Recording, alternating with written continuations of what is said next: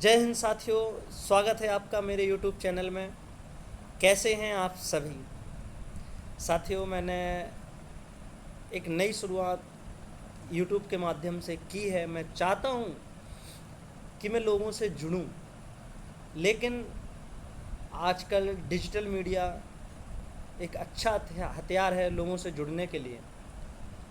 तो YouTube के माध्यम से हम देश विदेश की एवं राजनीतिक, खेल, शिक्षा से संबंधित सभी जानकारियों को साझा करेंगे। तो आज आप लोग सब्सक्राइब करना मत भूलिएगा, क्योंकि आप लोग सब्सक्राइब करेंगे, लाइक करेंगे तो मेरा मनोबल बढ़ेगा। और मैं चाहूँगा कि आपके लिए नया नया कंटेंट लाऊं, नए नए वीडियो लाऊं, नए नए शिक्षण संस्थानों में जाऊं, नए नए कॉलेजेस में जाऊं और आपको बताऊं कि हमारा इंडिया क्या है।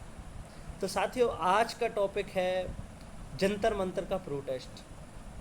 आखिर ये प्रोटेस्ट क्यों किया जा रहा है, क्या कारण है इसके पीछे? आखिर आज 18वां दिन है हमारे सोनम वांगचुक जी को, जिन्होंने भूख हड़ताल कर रखी है।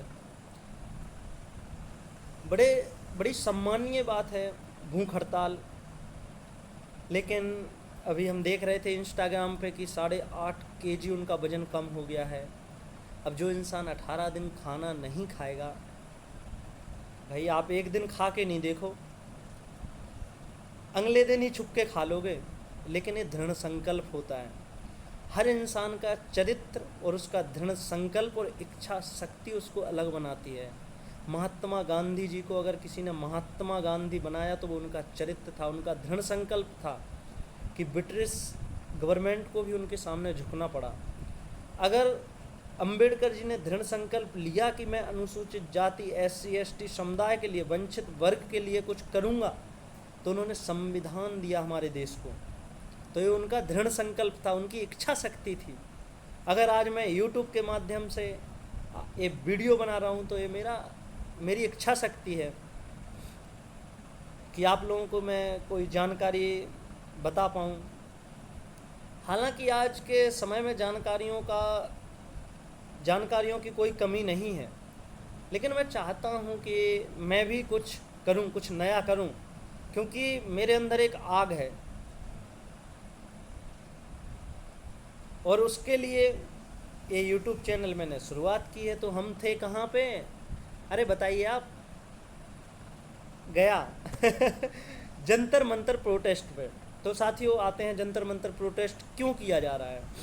इसके पीछे कारण है। देखिए, ये पहला प्रोटेस्ट नहीं है। 2011 में अन्ना हजारे भ्रष्टाचार के खिलाफ आंदोलन किया गया था। तो 2011 में अन्ना हजारे जी का भूख हड़ताल हुआ था लगभग 11 दिन का। फिर किसान आंदोलन भी हुआ 2021 में। और अब ये भूख हड़ताल हुई है जो शिक्षा व्यवस्था को लेकर। मुझे सबसे बड़े हर्ष की बात ये है कि ये पहली हड़ताल है जिसने शिक्षा पर बात की है। जितने भी हड़ताल पहले हुए हैं उन्होंने करप्शन पे बात की है। किसी ने क्या बोलते, वो संसद में जो सांसदों को भत्ता मिलते हैं उनके खिलाफ बात की है कि उनकी सुविधाएं कम की जानी चाहिए। किसान, जब वो बिल आए थे तो किसानों ने जो आंदोलन किया था वो बिल वापस करने के लिए उनको प्रधानमंत्री जी के लिए आंदोलन किया था। तो हमें एक गर्व होना चाहिए कि हम जेन जी वाली एज में इस शिक्षा व्यवस्था के लिए आंदोलन है। तो इसकी नींव एक दिन की नींव नहीं है, इसकी नींव 2011 से 1990 के दशक से बन रही है। हम देखते हैं हमारा एजुकेशन सिस्टम कितना फेल है। आज आप उठा के देख लो किसी भी गवर्नमेंट स्कूल को, कि आखिर गवर्नमेंट स्कूलों की व्यवस्था क्या है, आखिर उनका जो इंफ्रास्ट्रक्चर है वो क्या है, आखिर वहाँ पे टीचिंग व्यवस्था क्या है। आज AI के ज़माने में चौक से पढ़ाते हैं हमारे टीचर। तो ये एजुकेशन का फेलियर है। और आने वाली पीढ़ी, अगर हमने इस पर एक्शन नहीं लिया तो आने वाली पीढ़ी बहुत पीछे पछड़ जाएंगी। क्यों? क्योंकि पूरी दुनिया AI के साथ चल रही है और हम आज उसी कॉपी किताब में अटके हुए हैं। साथियों, किताबें हमें बहुत कुछ सिखाती हैं। अगर केवल किताबों से ज्ञान मिलता तो हमें स्कूल नहीं जाना पड़ता, लेकिन हम स्कूल जाते हैं, वहाँ के माहौल से परिचित होते हैं, शिक्षकों से सीखते हैं, प्रोफेसर से सीखते हैं, विचारों का मंथन होता है। और अगर हमारा एजुकेशन सिस्टम गड़बड़ा जाए तो फिर क्या होगा देश के युवा का। एक प्रश्न आपको खुद अपने आप से करना है, जो इस वीडियो को देख रहे हैं। देखिए, आधी वीडियो छोड़ के मत जाइएगा, आप पूरी वीडियो को देखिए और फिर कमेंट जरूर करिए कि आप क्या सोचते हैं एजुकेशन सिस्टम के बारे में। अब कुछ लोग कहेंगे कि एक लोग कैसे चेंज कर सकते हैं, तो उनके लिए बता दूं कि महात्मा गांधी अकेले ही थे, पूरा देश उनके पीछे चल पड़ा था। अंबेडकर जी, उनकी आइडियोलॉजी आज तक भी चलती है। तो एक इंसान कुछ भी कर सकता है, क्योंकि एक आइडिया कहाँ से किस व्यवस्था को सुधार दे कुछ कह नहीं सकते। तो आते हम अपने जंतर मंतर प्रोटेस्ट पे। तो साथियों, भारतीय जनता पार्टी ने अभी कोई भी एक्शन नहीं लिया है, जो कि केंद्र में जिनकी सरकार है। वहाँ पर मैं देख रहा था आज एक न्यूज़ के माध्यम से कि काफ़ी बड़े बड़े अभिनेता और कई ऐसी सेलिब्रिटी, राजनेता वहाँ पर गए हैं और उन्होंने आश्वासन दिया है सोनम जी को कि अगर 19 तारीख तक सरकार ने एक्शन नहीं लिया तो 20 तारीख को पार्लियामेंट तक लोग ही लोग दिखेंगे।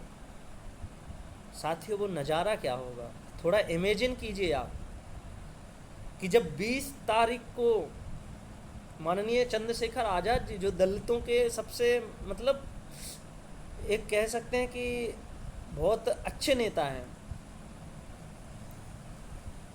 और क्या बोलते केजरीवाल जी अभी हाल ही में उनके पास गए हैं, तो सारे पॉलिटिक्स मिलकर आ रही है उनके साथ, चाहे वो कांग्रेस हो, CPM वगैरह हो, जो साउथ की जितनी भी पार्टी हैं सब उनके सपोर्ट में हैं। तो साथियों, पूरा विपक्ष संगठित हो रहा है और मुझे खुशी है कि किसी ने शिक्षा के लिए कोई बात उठाई और ये एजुकेशन सिस्टम रिफॉर्म होना चाहिए। साथियों, सोनम जी के बारे में आप एक बार विकिपीडिया पर जाइए और उनके बारे में सर्च कीजिए कि आखिर ये इंसान है कौन जिसके पीछे पूरी दुनिया सपोर्ट कर रही है। ये इंसान वही हैं। 3 इडियट मूवी देखी आप लोगों ने? नहीं देखी ना? देखी है? कमेंट करके बताओ मुझे। 3 इडियट मूवी में आमिर खान जी ने जिनका रोल निभाया वो यही हैं, जिन्होंने किताबी ज्ञान को नकार दिया। वो चाहते हैं कि इनोवेशन बिल्कुल अपने कॉग्निटिव माइंड पे तुम नई नई चीज़ें सीखो। उनका एक स्कूल भी चलता है लद्दाख में। तो साथियों, हम सभी का सपोर्ट सोनम जी के लिए कितना ज़रूरी है ये आप सोच सकते हैं। आने वाली पीढ़ी के लिए कितना ज़रूरी है ये आप सोच सकते हैं। तो साथियों, देखते हैं कि ये आंदोलन कहाँ तक जाता है, लेकिन वर्तमान में ये आंदोलन एक आग पकड़ चुका है और हमें बोलना चाहिए देश की सरकार के खिलाफ। कितने करप्शन हो रहे हैं, इतने पेपर लीक हो रहे हैं, राम मंदिर में चोरी हो रही है, वो सरकार चुप है। आखिर क्यों?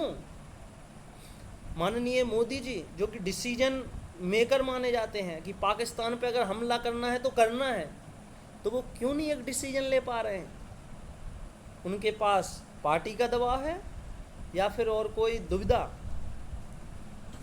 साथियों, इसी के साथ हम अगली वीडियो में मिलेंगे।